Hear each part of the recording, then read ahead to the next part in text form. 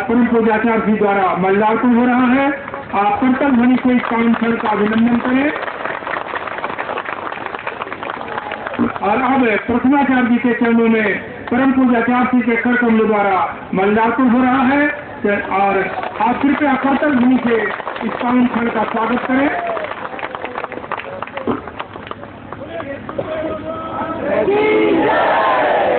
परम पूज्य आचार्य श्री आप सबको आशीर्वचन दे रहे हैं और अब आसन ग्रहण कर रहे हैं। आप सबसे भी निवेदन है कि अपने अपने स्थान पर बैठ जाएं और अर्जुन राय जी का जो प्रवचन चल रहा था वो पूर्ववत जारी रहे।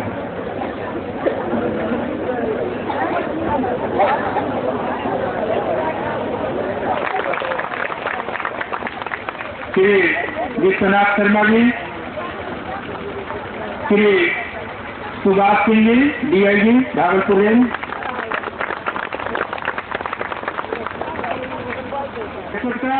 तब तो गोपाल जी से आग्रह है कि मंच पर वो भी आ जाए। अभी रवि सरदा जी के कैसेट का लोकार्पण हो रहा है, जिसमें सारे जो हमारे दैनंदिन पूजा के जितने भी मंगल गान, स्वागत गान, वंदना, आरती, शांति पाठ, ध्वजा गान आदि चीजें हैं, सब इसमें विद्यमान है। एक कैसेट भी है और साथ साथ इसका सीडी भी बनाया है। तो अभी अभी परम पूज्य आचार्य श्री के हाथों इसका लोकार्पण हुआ। तालियों की गड़गड़ाहट से स्वागत करें।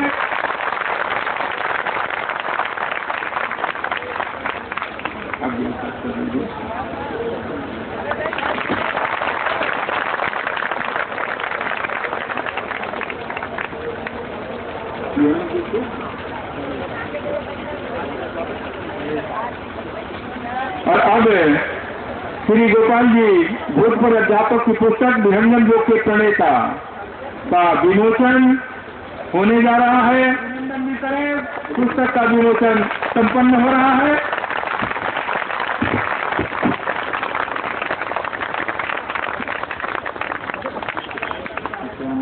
पुरुषं महान्तं आदित्यवर्णं तमसः परस्तात् तमेव विदित्वा विमृत्युमेति नान्यः पन्था विद्यते अयनादयः। सब तत्वों का ज्ञान है परमा पुरुष विज्ञान, सहज योग अभ्यास है दूर विहंग ब्रह्म विद्या परकाश है भक्ति मुक्ति सुखधाम। गाथा यह अध्यात्म है अमत सनातन।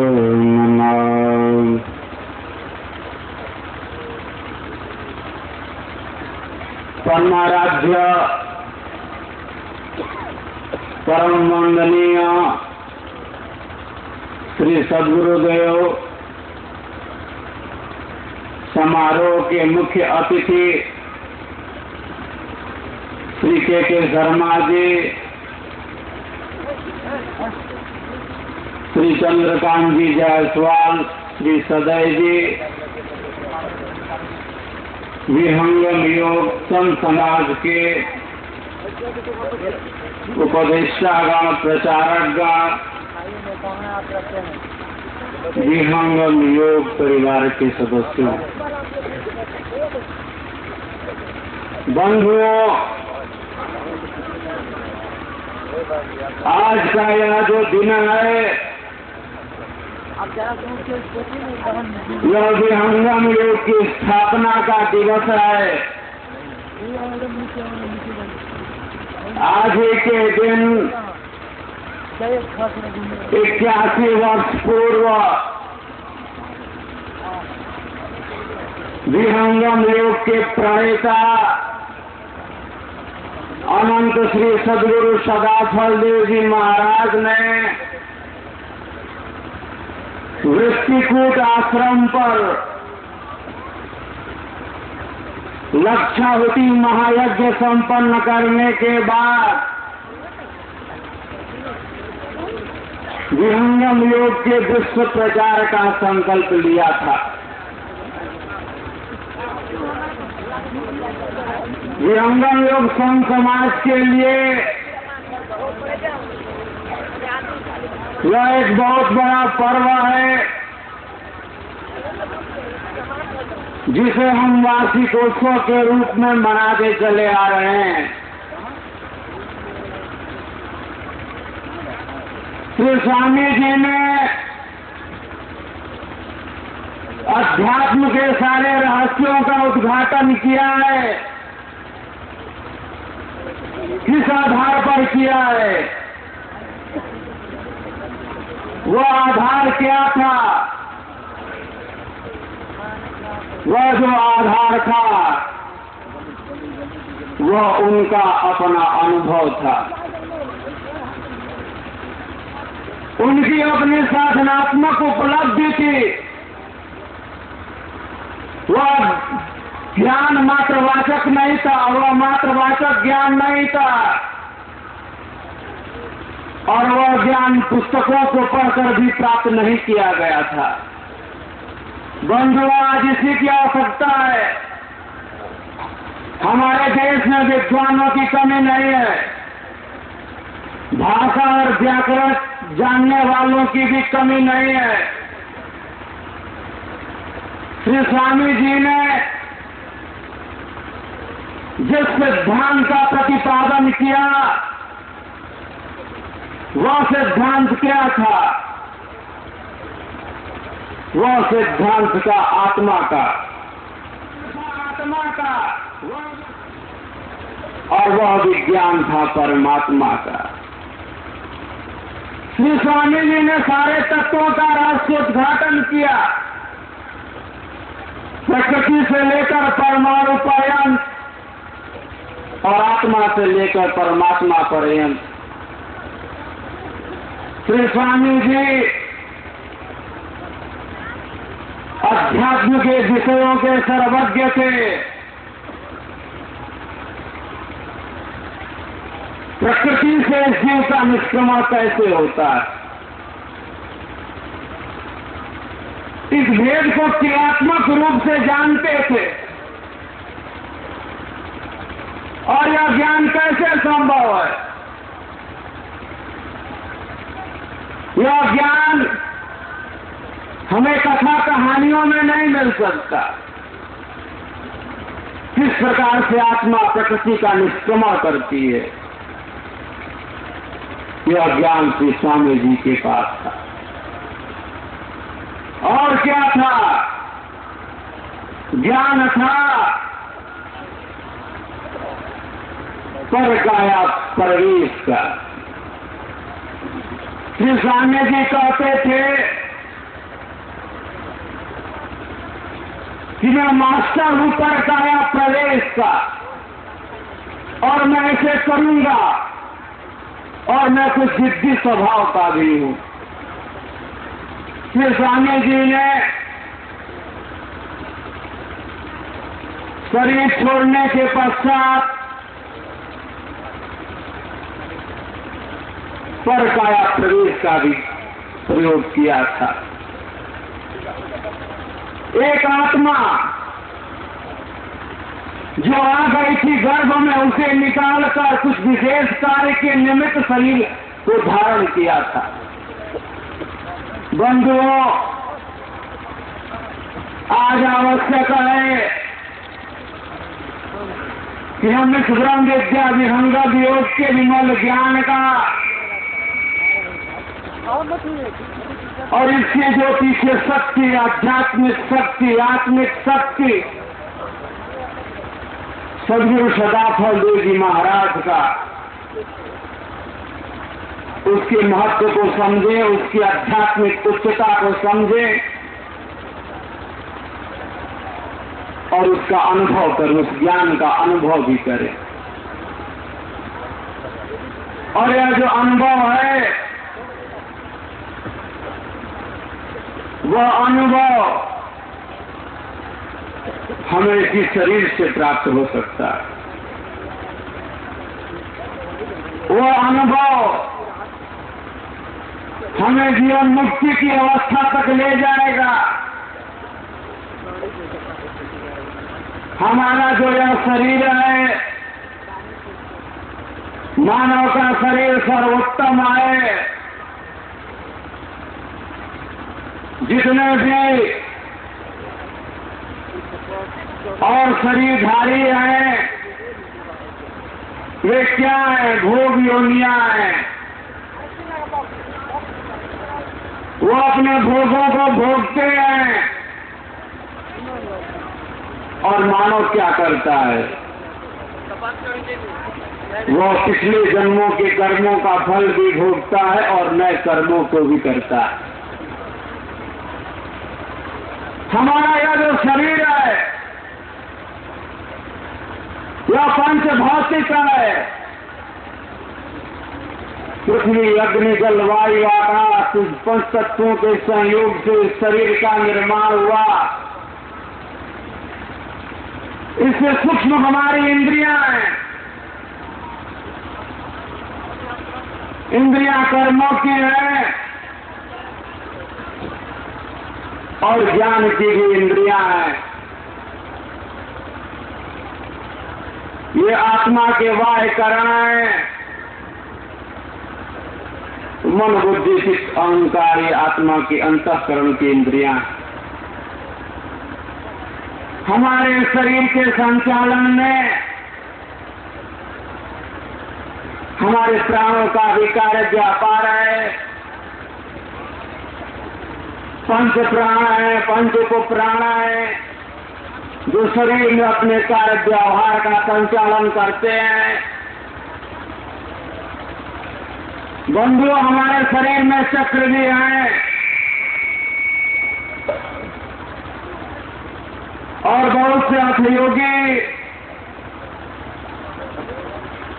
उन चक्रों की साधना भी करते हैं। चक्रों के जगाने के लिए विभिन्न प्रकार के मंत्रों का प्रयोग करते हैं।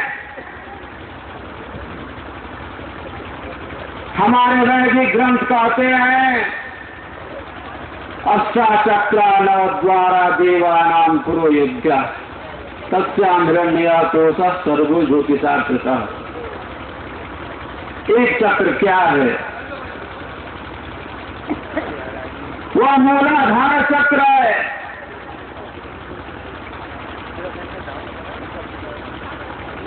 और वह जो चक्र है वह स्थित है शरीर में। वहां पर मल मूत्र द्वार के बीच में स्थित है, जहां पर हम जब बैठते हैं सिद्धासन में और जहां पर एड़ी को दबाकर लगाते हैं वहां मूलाधार चक्र है। बहुत से साधक अपनी चेतना को ले जाते हैं और क्या करते हैं? मंत्रों का प्रयोग करते हैं, बीज मंत्रों का प्रयोग करते हैं और उस चक्र को जागृत करते। एक चक्र है स्वाधिष्ठान, वह चक्र लिंग के मूल में। उसके भी मंत्र हैं, बीज मंत्र हैं, साधक उनका भी उपयोग करता है। एक चक्र होता है मणिपूरक चक्र, जो नाभि स्थान में है, नाभि स्थान के पीछे में है। कुंडलनी के साधक, कुंडलनी जागरण के साधक क्या करते हैं? वे आ जाते हैं आसन में, मार्जार आसन में, और नाभि क्षेत्र का संकोच करते हैं। जैसे कपालभाति प्राणायाम में हम सांपों को बाहर फेंकते हैं, उसी प्रकार वो मार्जार आसन में आकर अपने नाभि क्षेत्र का संकोच करते और कहते हैं कि हम चक्र का जागृत कर रहे हैं, मणिपूरक चक्र का।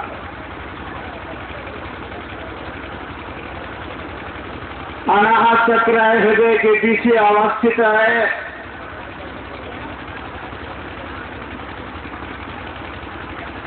हमारे हृदय में अनेकों नाड़ियां हैं। उपनिषद कहते हैं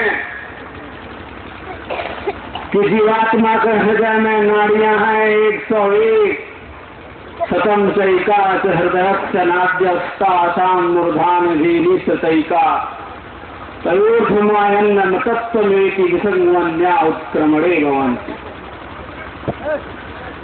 किस जीवात्मा के हृदय में 101 नाड़ियां हैं। ये सभी नाड़ियां क्या हैं? ये अमृत भाव को प्राप्त नहीं करा सकते। जो नाड़ी है तो सुनना, वह अंदर की नाड़ी है, वह नाड़ी भीतर की नाड़ी है, जिसे संचालित किया जाता है योग की क्रिया से, जिसे हम संचालित करते हैं ध्यान की क्रिया से।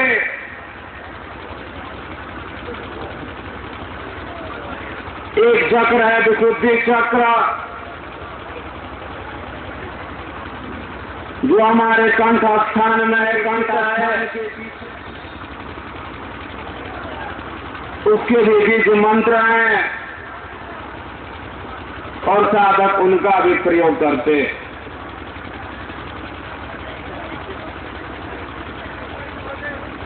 लेकिन कुंडली के साधकों में जो चक्र है अनाहत, वो बड़ा ही प्रसिद्ध है। और जो चक्र है आज्ञा, ध्रुव मध्य के पीछे, उसका भी बड़ा महत्व है। वे बीज मंत्रों के साथ वहां पर अपनी चेतना को केंद्रीभूत करते हैं। हृदय के पास अपने हाथ को ले जाकर ओम यम नाना प्रकार के मंत्रों का प्रयोग करते। आज्ञा चक्र और जो अनाहत चक्र की साधनाएं हैं वे साधक करते। चक्रों का संबंध हमारे मस्तिष्क से, और इन चक्रों का जागरण विहंगम योग में बहुत बड़ी आध्यात्मिक उपलब्धि नहीं माना जाता। अनेक लोगों के चक्र जागृत होते हैं, बहुतों के जागृत हैं। इसके भी अनुभव है, नाना प्रकार के अनुभव हैं। चक्रों का संबंध हमारे मस्तिष्क से है। जो जो चक्र जागृत होता है, मस्तिष्क का वह भाग भी जागृत होता है। विहंगम योग का सिद्धांत कहता है कि सबसे पहले क्या करो, अपने मन को निग्रहित करो। चक्रों की साधना के चक्कर में मत पड़ो। सिद्धासन में बैठकर, पद्मासन में बैठकर, सुखासन सहजासन में बैठकर और अपने मन को एक स्थान विशेष पर केंद्रीभूत करो। इसके अनेकों लाभ हैं। श्री स्वामी जी ने कहा, चक्षु के चेतन करण को एक में ले हो मिला, ऊर्ध्व भूमि को चढ़ सको, अन्य न कोई उपाय। यह जो विहंगम योग की साधना का मार्ग है, वह हमारे चक्रों की जागरण की प्रक्रिया से शुरू नहीं होता, लेकिन यह जागरण होता है मन के निरोध से। अगर हमारा मन निरोध नहीं, अगर हम अपने मन का निरोध नहीं करते और चक्रों की साधना में पढ़ते हैं, इससे नाना प्रकार की विसंगतियां भी होती है। साधक के सामने नाना प्रकार के कष्ट भी उत्पन्न होते हैं। श्री स्वामी जी ने इन सभी आध्यात्मिक तत्वों का पूर्ण ज्ञान प्राप्त किया और अपने अनुभव के आधार पर अपने आध्यात्मिक ग्रंथ स्वरवेद में स्पष्ट किया। श्री स्वामी जी ने क्या कहा कि सिर प्राण चेतना हृदय खींचे, भाव शुभ लक्षण मिले, महापथ सुषमन खुले, गति कंप दोनों तना हिले, सहरा सजलना विकास चेतना, गगना आसान बांधियो, मार्ग पूरा गुरुदयामय, योग अनुभव साधियो। इधर से मत जाइए। अरे बाबा क्या है स्पष्ट वर्णन है जो अन्य साहित्यों में, अन्य सदग्रंथों में अनुपलब्ध है। ऐसा वर्णन और किसी सदग्रंथ में नहीं मिल सकता। श्री स्वामी जी ने क्या कहा कि कुंडलनी द्वारा तजे खुलत सुषमना द्वार, अंतर गर गर शब्द हो, यह लक्षण सुबसार है। कहीं वर्णन आज वाचक ज्ञान का प्रचार हो रहा है।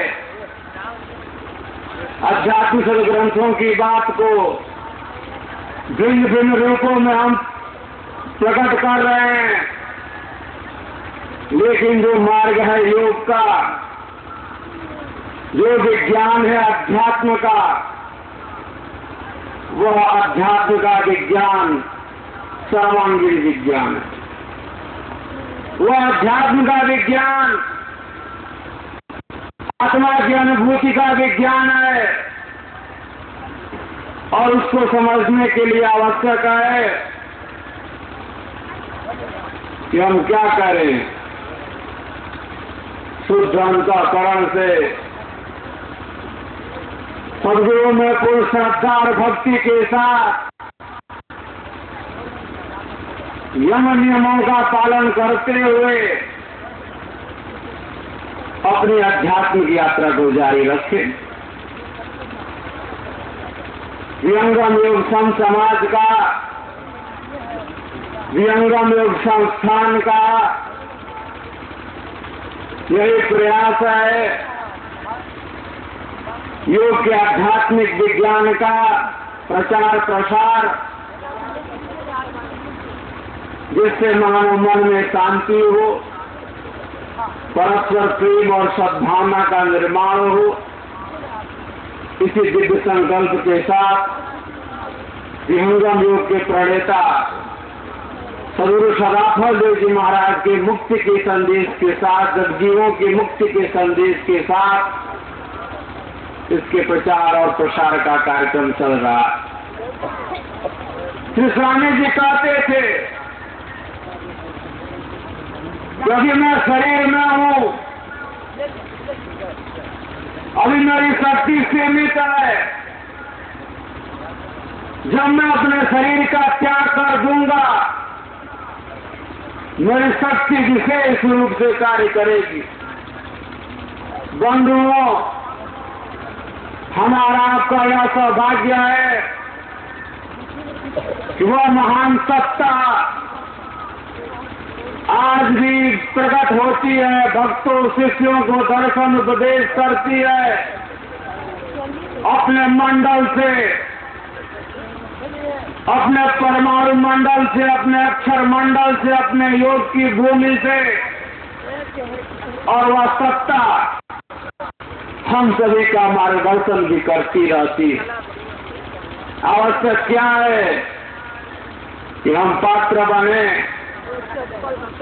हमारे अंदर सेवा भक्ति सत्संग की महिमा का बखान हो, हमारे अंदर वह भावना हो।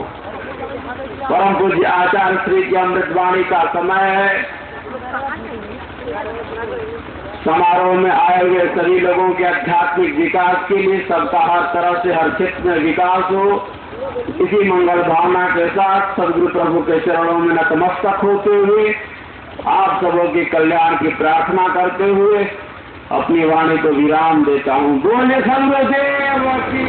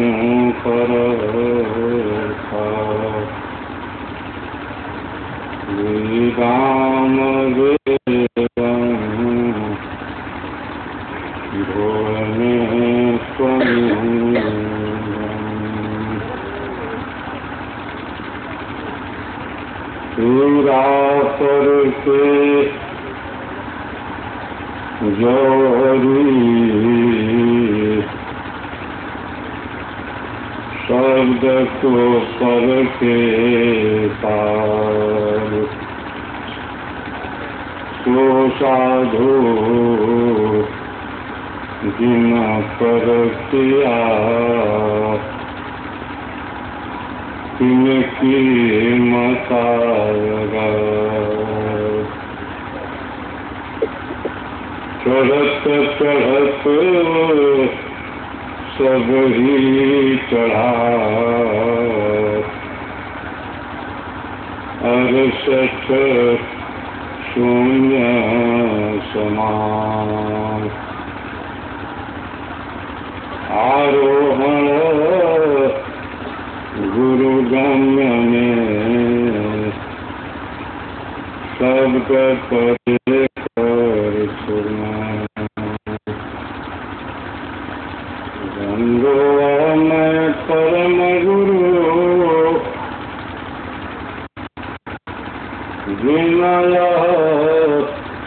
ज्ञान प्रसार देव सदा फल आदि में जिनर सर्ग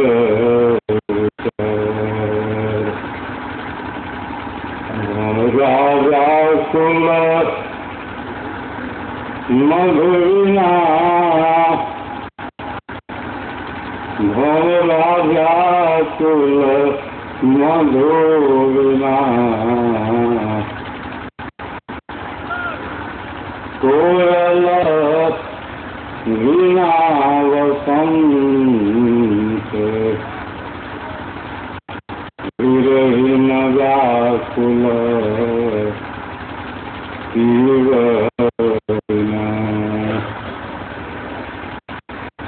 जानत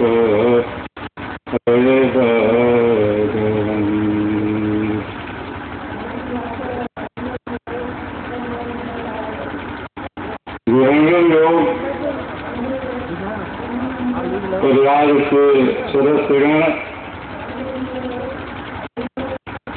अन्य आदर सज्जनों, आज हम इस पावन स्थल पर जिसका एक बहुत बड़ा इतिहास बनने वाला है, इस स्थल पर पिछले वर्ष कार्यक्रम शुरू किया गया। कुछ ऐसे स्थल हैं विहंगम और संस्थान के, जहाँ पर आध्यात्मिक परमाणुओं को योगी प्रवाहित करता है, देता है, संचार करता है। विहंगम संस्थान के अंदर जो हमारे आश्रम हैं, उनमें सबसे जो प्रधान आश्रम है उसका नाम है वृत्ति सुख आश्रम, जहाँ पर हमारे सदगुरु पितर ने 17 वर्षों तक कठोर साधना की, जहाँ पर हमारे सदगुरु पितर ने आध्यात्मिक जो परमाणु है उसका ज्ञान प्राप्त किया। दूसरा स्थल है प्रयागराज घोषी, जिसको हमारे स्वामी जी कहते थे यह मेरा कॉलेज है। वे अपनी गुफा को अपना कॉलेज कहते थे। वहाँ भी आध्यात्मिक परमाणु मौजूद हैं। एक स्थल और है जिसका नाम है शून्य शिखर हिमालय, जहाँ पर हमारे सदगुरु पितर ने एक ऐसे ग्रंथ का चयन किया जो आध्यात्मिक संसार में अद्वितीय है, जिसका नाम है सर्ववेद। वहाँ भी आध्यात्मिक परमाणु का योग वियोग आज नहीं है। वही किया पिछले वर्ष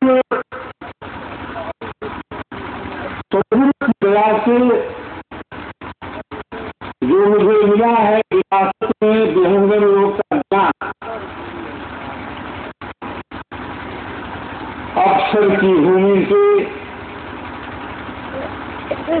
परमाणु के योग के द्वारा उसको मैंने पिछले साल यहाँ भी प्रवाहित कर दिया। जो स्थान है आध्यात्मिक परमाणु से ओतप्रोत हो गया है। हजारों साल बाद भी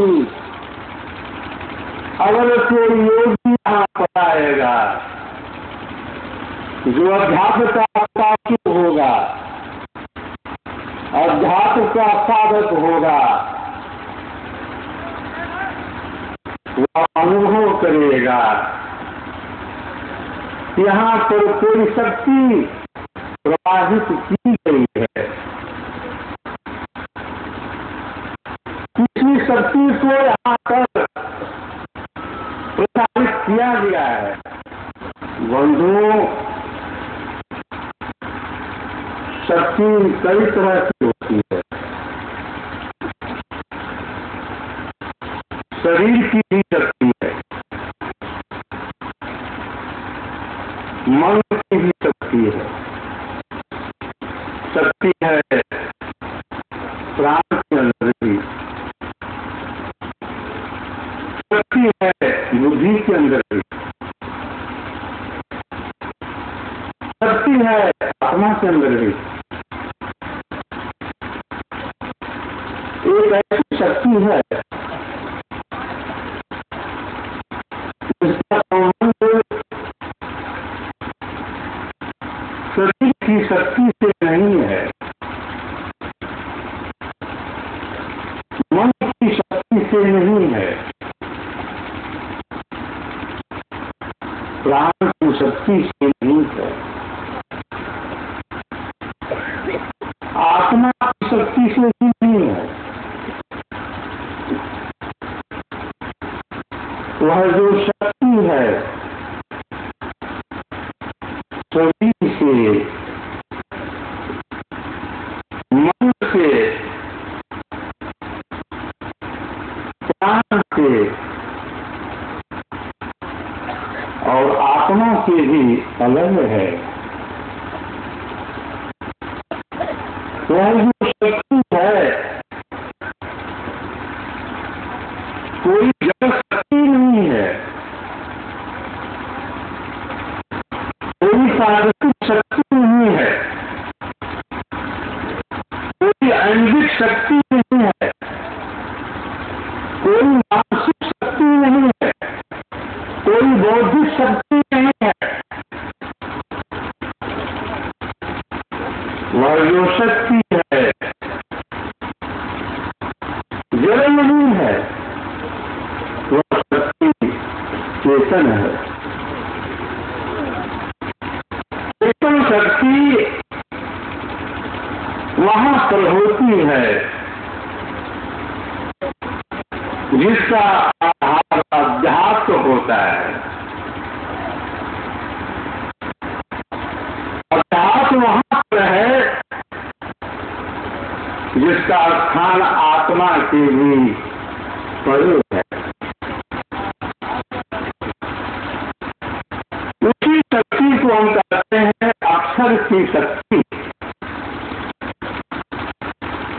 उसी शक्ति को हम कहते हैं परमाणु की शक्ति। प्रयोगी आसीन हो करके बैठ करके योग मुद्रा में परमाणु का योग करता रहता है।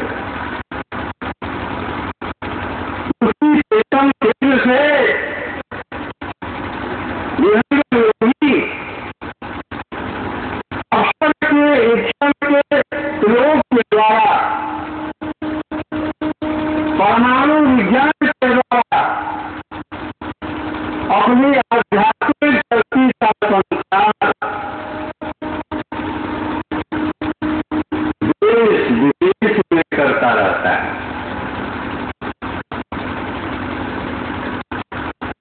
परमाणु जो विज्ञान है ऋषियों का प्राथमिक विज्ञान है,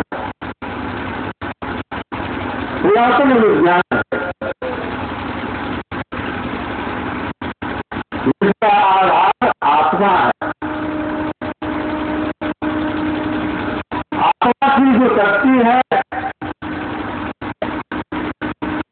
वह इंद्रियों के द्वारा संसार के पदार्थों में निरंतर जाती रहती है। जो आत्मा जिसे हम जीव कहते हैं, अक्षर के प्रकाश से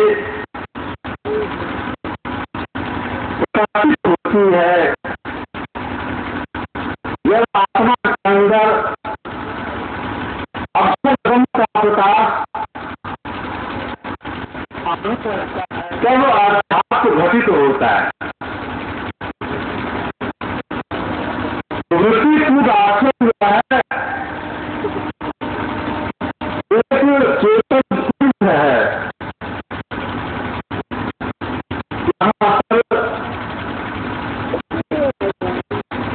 हमारे अमर प्रभु ने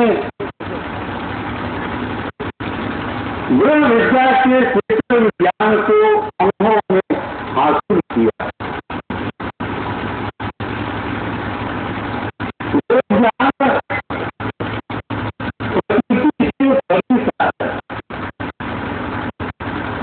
ज्ञान का संबंध एक ऐसे चेतन केंद्र से है, एक ऐसे चेतन धरातल से है जहाँ पर पहुंच जाने पर हमारी सारी क्रियाएं चेतन हो जाती हैं। चेतन गुण, चेतन क्रिया, चेतन सब व्यवहार, चेतन परमानंद है, चेतन शब्द आधार। सिर्फ जो है उसकी परिभाषा कई तरह से की जाती है। सिर्फ तो हमारे भगवान ने कहा शरीर के अंदर है, शरीर है, मन है, इंद्रिय है, मन है और क्या है, सोच है। सुख सागर का मुख कहाँ, पंच सुख नाम। वैयाकरण ने किया व्याख्या तो शब्द का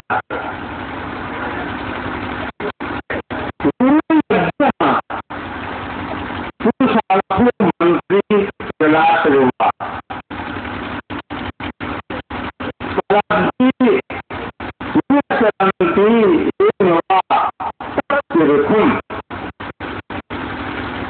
उसमें क्या है, प्रथम पुरुष क्या है, सद्गुरु है। इसके बाद यज्ञ है, पुरुषार्थ है, मंत्री है, अंत में आता है जलाशय। यह भी पुरुष है। एक और भी पुरुष है जहाँ पर विहंगम योग का साधक अपनी चेतना को स्थिर करता है। यहाँ पर इंगला है, यहाँ पर इंगला है, यहाँ पर सुषमना है, जिसको संतों ने कहा गंगा, यमुना, सरस्वती। वहीं पर त्रिवेणी संगम है। योगी जो है उसी त्रिवेणी में स्नान करता है, मन को निर्मल करता है, मन को स्वच्छ करता है। त्रिवेणी संगम असमाना सर्व कर्म अब पार निशाना। संयम कर ऋषि संयम कर ज्ञान शुद्ध बल अंतर धरण।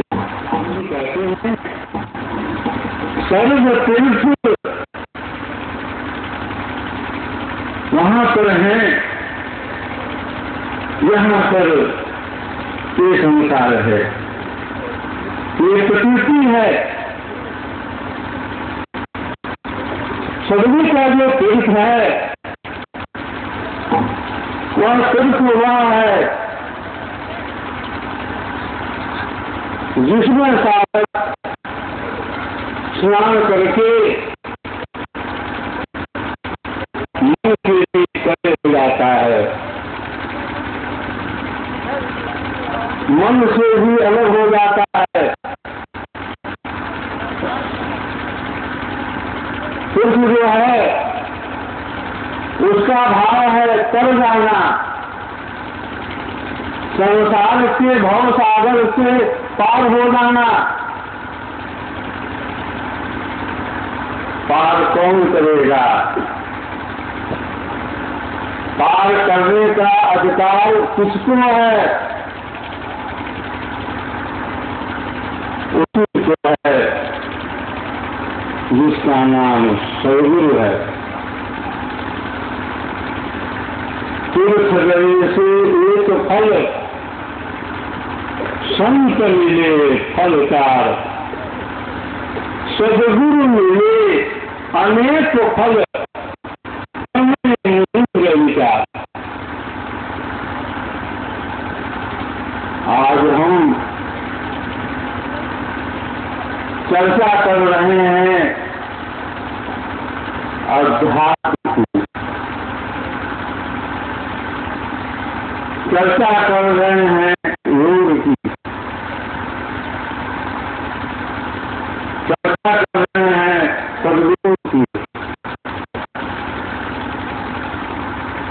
सदगुरु क्या है? योग क्या है? अध्यात्म क्या है? यह जो विषय है वहां पर है, यहाँ पर अनुभव है। यह विषय पठन पाठन का नहीं है। आज हम योग को, आज हम अध्यात्म को से जोड़ रहे हैं, नित्य से जोड़ रहे हैं, योगा से जोड़ रहे हैं, आसन प्राणायाम से। बंधुओं, अध्यात्म जो है संगीत का विषय नहीं है। अध्यात्म नृत्य का विषय नहीं है।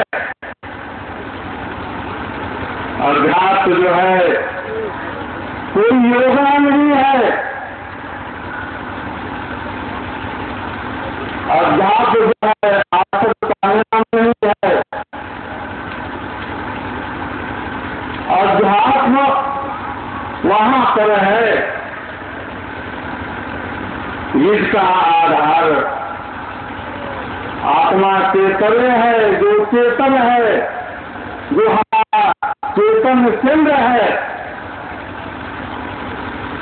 जहां पर बैठ करके हम सदगुरु की दया से आध्यात्मिक शक्ति का संचार करते हैं। जिस सत्ता से हम अनुयायी हैं, शिष्य साधक हैं, उस सत्ता ने अध्यात्म को जाना, अध्यात्म को अनुभव किया, दर्शन साधु कह करके नहीं, पानी के व्याकरण नहीं, वैदिक ग्रंथों का अवलोकन करके नहीं, वैदिक ग्रंथों का अवलोकन करके नहीं,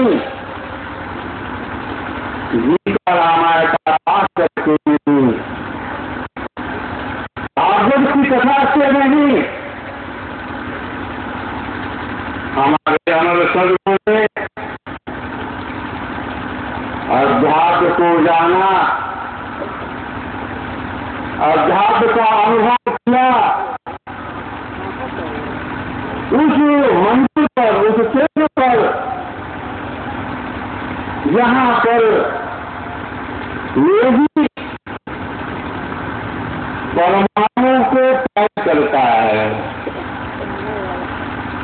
परमाणु को पकड़ता है, परमाणुओं को छोड़ता है, वह जो विधा है उसका आधार अनुभव है। बहुत से तत्व हैं, बहुत सी पत्रिकाएं भी हैं, जिनके पढ़ने से यह जानकारी मिली है कि आज देश स्तर के बहुत से जो संत हैं, ये नाम के पहले क्या लिखते हैं, सदगुरु। कैसी विडंबना है, कैसा धन है, कैसा अविश्वास है, कैसा अंधकार है। सरकार ने सभी विषयों की परीक्षा कर रखी है, सभी विषयों के परीक्षक नियुक्त किए हैं, लेकिन अध्यात्म के अंदर, योग के अंदर कोई परीक्षा नहीं है। कोई भी जो है अपने नाम के पर लिखता है सदगुरु। सदगुरु क्या तत्व है, सदगुरु हम किसे कहते हैं, यह जो विषय है प्रवचन का नहीं है, वाद चातुरी का नहीं है, भाषा का नहीं है, यह तो विषय अनुभव का है। सदगुरु के विषय में हमारे स्वामी जी क्या लिखते हैं कोविड के अंदर, ग्रंथ रचे अध्यात्म का, ग्रंथ रचे अध्यात्म का, तो सदगुरु सबका है। देव सदा फल भरम में रच जग जीवन सार। माया लोक छोड़ाय कर चेतन लोक निवास, सदगुरुता को जानिए भक्ति मुक्ति यही पास। सदगुरु है एक ऐसी चेतन सत्ता है जो व्यक्त रूप से, अव्यक्त रूप से हमारे बीच मौजूद रहता है। ये अंग मंडलाकार है,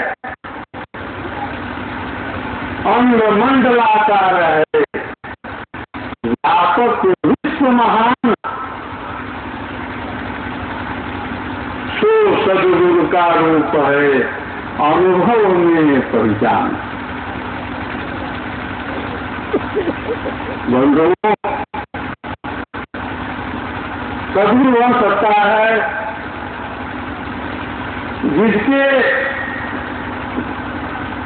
दर्शन मात्र से होती है, जिसके दर्शन मात्र से हमारी जो शक्ति सोई है वो जग जाती है, जिसके दर्शन मार्ग से हम वहां पर पहुंच जाते हैं। जो हमारा चेतन केंद्र है, जो हमें संसार के बंधन से छुड़ाने वाला है, उसी का नाम सदगुरु है। संत अनेक होते हैं, महान अनेक होते हैं, योगी अनेक होते हैं, साधु अनेक होते हैं, मुनि अनेक होते हैं, पंडित अनेक होते हैं, तांत्रिक अनेक होते हैं, लेकिन सदगुरु जो है अनेक नहीं होता। सदगुरु एक काल में एक होता है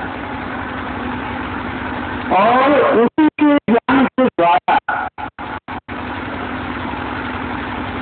यह संजीव है, संसार के बंधन से छूटता है, माया के प्रभाव से अलग होता है। सदगुरु की पहचान किसको है? सदगुरु को कौन पहचानता है? जिसको सदगुरु चाहता है।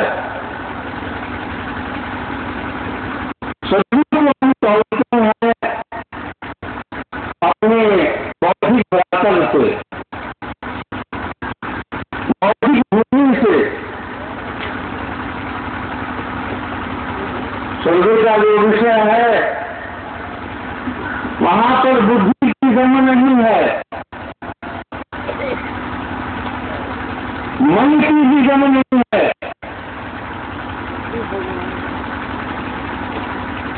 सदगुरु जो विषय है वह तो अनुभव का है। विहंगम का साधक साधन करता है, पहली कोटि का, दूसरी कोटि का, तीसरी कोटि का, चौथी और पांचवी कोटि का, और जहां अनुभव करता है कि सदगुरु क्या है, उसकी क्या शक्ति है, वह किस तरह से अपनी शक्ति का संचार करता रहता है। सदगुरु जो है कहीं पर बतलाता है और कहीं पर देता भी है। सदगुरु जो है हम सबको देता रहता है। सदगुरु की पहचान सदगुरु के जो अंश अंश में है ये करते रहते हैं। हम जिस ज्ञान को लेकर के चल रहे हैं, हम जिस ज्ञान का प्रचार प्रसार कर रहे हैं, हम जो संदेश देश विदेश में दे रहे हैं, अध्यात्म का, बंधुओं का आधार कोई पुस्तकीय ज्ञान नहीं है। वह ज्ञान वहां पर है जहां पर चेतन प्रकाश है, जहां पर चेतन अनुभव है। देश विदेश के अंदर योग के अनेक आश्रम चल रहे हैं, यहाँ के साधक योग की साधना कर रहे हैं। क्या हमें मालूम है